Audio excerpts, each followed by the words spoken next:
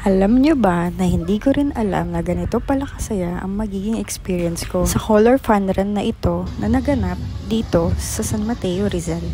Pagkadating ko pa nga lang sobrang saya na. Halos nawala yung pupungas-pungas kong mukha at yung antok na nararamdaman. May pasumba nga rin pala muna sila. Siguro na rin ay para ma-warm up ang lahat bago tumakbo. At bago nga muna umpisa ng lahat, nagdasal muna kami at kumanta ng San Mateo Hymn.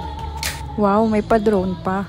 Eto na, namigay na ng powder na pang ihahagis namin mamaya. Mag-isa nga lang din pala akong sumali dito, o diba? Solo ba? Saya-sayahan, o diba? Yan ang me time. Nag-umpisa na rin pala ihagis yung mga powder na nakuha namin kanina. Sobrang saya niyan.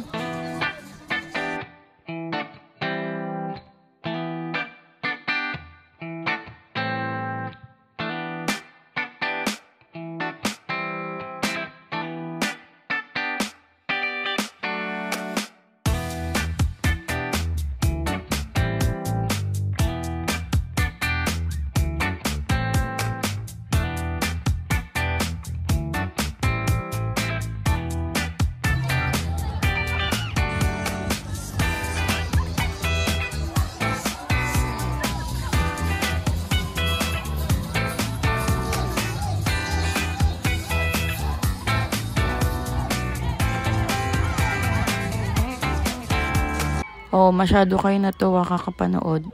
Eto na, mag-i-start na yung aming fun run na 3 kilometers. Habang papalapit nga, parang kakaiba na yung nararamdaman ko dyan. Siguro natatailang ako, charis. Naghahalo yung kaba at yung excitement. O natatailang talaga ako.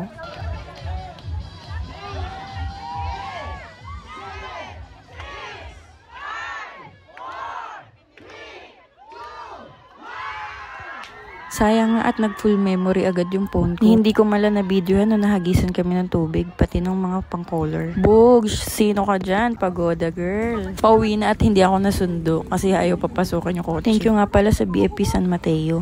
Naisabay nila ako pauwi. Hindi mananalo pero nairaos pa rin yung 3 kilometers. Congrats pa rin, di ba?